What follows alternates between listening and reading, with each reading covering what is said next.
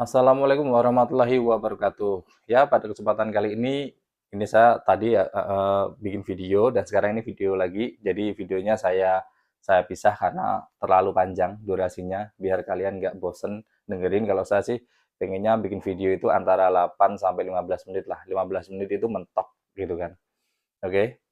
Pada video kali ini saya akan memberitahukan prediksi Indonesia melawan Uzbekistan ya, di mana Uzbekistan ini telah mengalahkan Arab Saudi dan otomatis Indonesia akan berhadapan Uzbekistan di stadion yang sama seperti kemarin. Mudah-mudahan di stadion yang sama kita juga bisa memenangkan pertandingan ini lagi ya, karena kita bisa lihat Indonesia melawan Vietnam di senior di stadion itu, Indonesia melawan Australia kemarin di stadion itu, Indonesia melawan Jordania di stadion itu, dan Indonesia melawan Korea Selatan di stadion itu juga menang semua ya.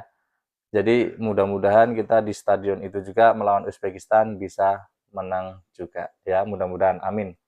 Oke, untuk prediksinya ini untuk saya mereview timnya Uzbekistan, walaupun mungkin saya tidak bisa belum tahu proses mendalaminya secara apa, cuman saya hanya kulit-kulitnya aja lah, karena saya tidak memperhatikan tim Uzbekistan, di mana mungkin sama kayak orang-orang juga pasti akan lebih condong melihat Arab Saudi daripada Uzbekistan ya, karena ya Uzbekistan dengan Arab Saudi pamornya itu masih menang Arab Saudi. Arab Saudi itu kan tim yang langganan di Piala Dunia, tim yang langganan di Piala Asia. Kalau Uzbekistan tuh apa gitu kan. Tapi Uzbekistan itu hampir sama kayak Indonesia, di mana timnya, ini tim U23-nya ya. Tim U23-nya itu naik, sedang naik-naiknya, bahkan kalau saya bilang naiknya itu melebihi melebihi Indonesia ya. Di 5 pertandingan terakhir Uzbekistan itu tidak pernah kalah dan clean sheet ya, seperti Korea. Korea itu clean sheet 3 kali, tapi di Uzbekistan dia 5 kali berturut-turut menang dan clean sheet.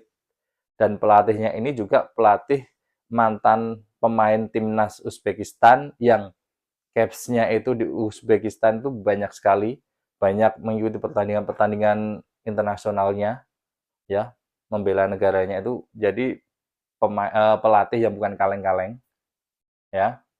Dan dibuktikan Uzbekistan itu pada tahun 2022 ya, tahun 2022 atau sebentar saya lihat dulu ya, tahun 2022 itu dia finalis Piala Asia U23. Bisa dibayangkan, berarti tim ini benar-benar kuat ya, bukan bukan hanya tim kaleng-kaleng. Jadi saya berpikirnya tuh, oh Arab Saudi itu kuat, kita mendingan pilih Uzbekistan. Oh jangan salah, ternyata waktu saya mempreview ini, Uzbekistan itu jauh lebih kuat untuk U23-nya ya. Tim Uzbekistan ini jauh lebih kuat daripada Arab Saudi. Dan ini kalau Indonesia patut berbangga bahwa ada beberapa pemain Indonesia yang membela timnas senior.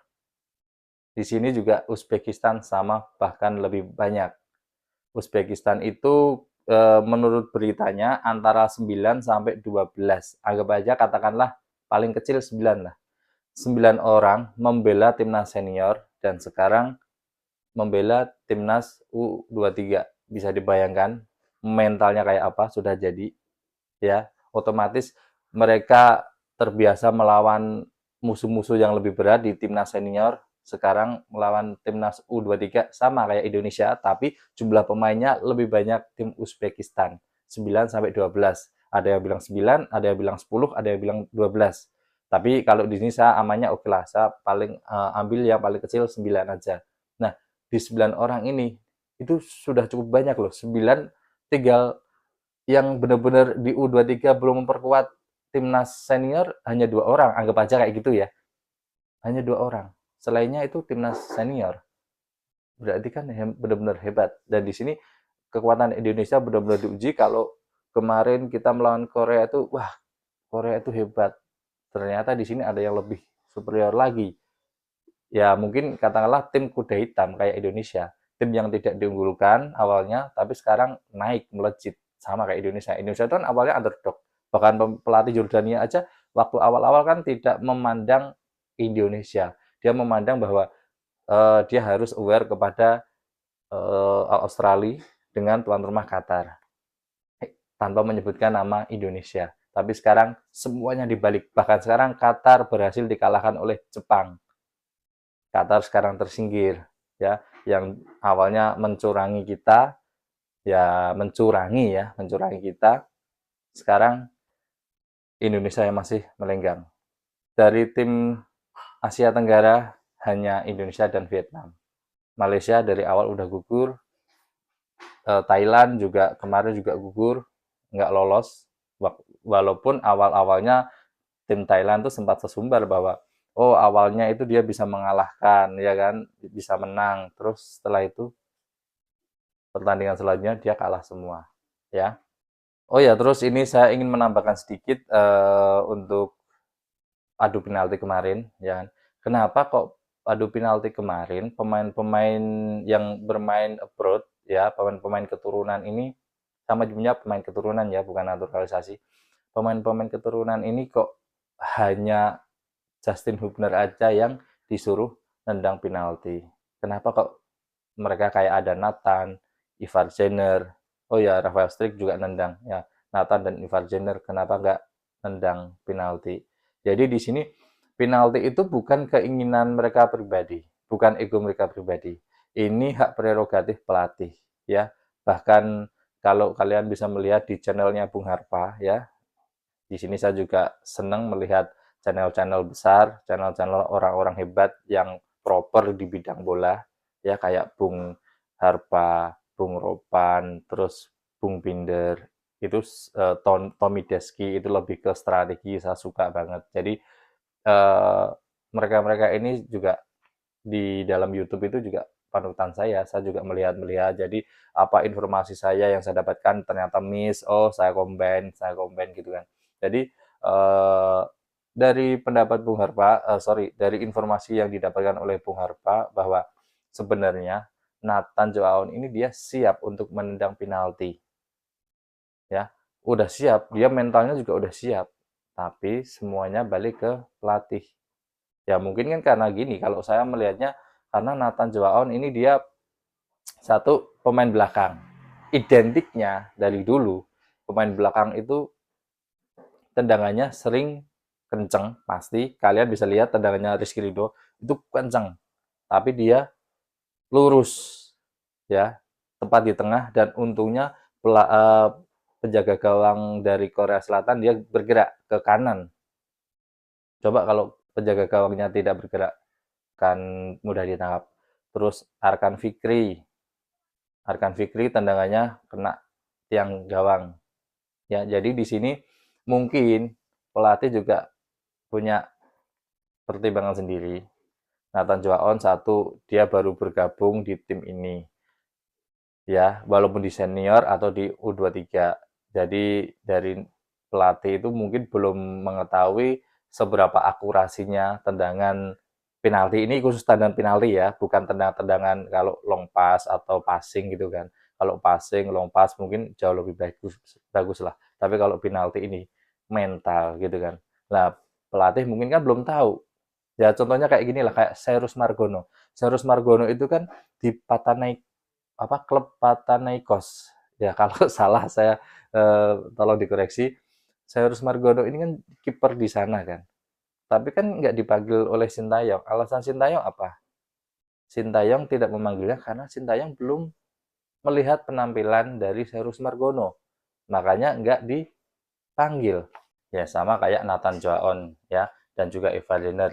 Terus juga pemain-pemain yang lain mungkin yang udah lama bergabung kayak Ivar Jenner juga mungkin dirasa untuk khusus untuk menendang penalti, mungkin pelatih Sintayong yang lebih tahu tepatnya mana-mana pemain yang mempunyai yang mempunyai mental penalti, bukan mental permainan di lapangan ya. Kalau di lapangan itu kan mental tapi bersama. Tapi kalau penalti ini kan hanya satu orang. Jadi bayangin aja gini, ketika kita adu penalti ini, kita menendang, kita bisa mengagolkan penalti ini, tendangan ini, maka tendangan itu tidak dicatat sebagai poin gol. Jadi gol kita itu tidak bisa di dalam AFC atau mungkin pertandingan Piala Dunia atau yang lainnya yang resmi itu tidak akan dicatat. Hanya dicatatnya kemenangan kayak Indonesia kemarin poinnya hanya 11-10 ya. Tapi kalau si A si B-nya yang menendang ini tidak menjadi poin ya. Beda lagi kalau penalti itu dalam pertandingan. Dalam pertandingan itu kita mengegolkan itu kita menjadi poin. Poin oh si A misalkan kayak Marcelino mengegolkan satu kemarin dengan Jordania. Terus nambah lagi jadi Marcelino menggolkan 2. Tapi kalau kemarin Rafael Struijk bukan tercetak hat-trick, tetap Rafael Struijk dia mencetak gol hanya 2. Walaupun ditambah satu lagi di adu penalti, tapi adu penaltinya nggak dihitung. Bayangin, adu penalti ini tendangannya nggak dihitung. Ya, tapi ketika kita menendang adu penalti tidak bisa mengegolkan, pasti akan diingat oleh masyarakat Indonesia sampai kapanpun. Ya, contohnya kayak Arkan Fikri. Itu dalam dirinya sendiri dan publik Indonesia pasti akan mengingatnya. Kayak Hernando Ari waktu menendang penalti. Adu penalti, Hernando Ari menendang gagal dan itu menyebabkan kekalahannya. Ya kan, kekalahan Indonesia. Itu akan diingat orang, ya kan? Tapi kita nggak akan mengingat siapa yang menendang sebelum Hernando Ari. Kita nggak akan mengingat. Tapi kita pasti akan mengingatnya, oh Hernando Ari menendang adu penalti gagal. Ya, kayak gitu. Jadi sangat-sangat tidak enak. Jadi semua pemain itu kalau bisa dipilih, kalau bisa memilih itu ya lebih memilih untuk tidak menendang tendangan adu penalti. Tapi semuanya ini hak prerogatif pelatih, pelatih yang tahu mana yang siap mentalnya, ya pada saat itu, pada saat pertandingan. Mungkin kita mentalnya bagus di 45 kali 2 di 90 menit, tapi ketika menendang penalti kita nggak tahu. Ini salah satunya kenapa Rafael Struijk tidak mengambil tendangan penalti di pertandingan. Pasti diambil kayak Asnawi, ya kan? Harusnya itu kan poinnya Rafael Struijk ya di timnas senior yang mengambil Asnawi. Terus yang kemarin dengan Jordania, kenapa nggak diambil Rafael Struijk, diambil oleh Marcelino? Ya mungkin pelatih melihatnya mentalnya lebih bagus Marcelino, walaupun mungkin mentalnya Rafael Struijk juga bagus secara individu, tapi ya kembali lagi semua yang memilih pelatih, kita tidak bisa menjudge karena yang tahu kondisi fisik pemain pelatih, siapa yang tahu kondisi skillnya itu pelatih, kita hanya tahu di selama pertandingan, tapi kita tidak tahu selama di pelatihan ya. Oke, mungkin dari saya cukup sekian, ternyata udah panjang udah mungkin 13-14 menitan sampai kamera panas karena saya ambil videonya langsung, tadi ambil video lagi, sekarang ambil video lagi, jadi kamera panas. Oke, mungkin dari saya cukup sekian. Wassalamualaikum warahmatullahi wabarakatuh.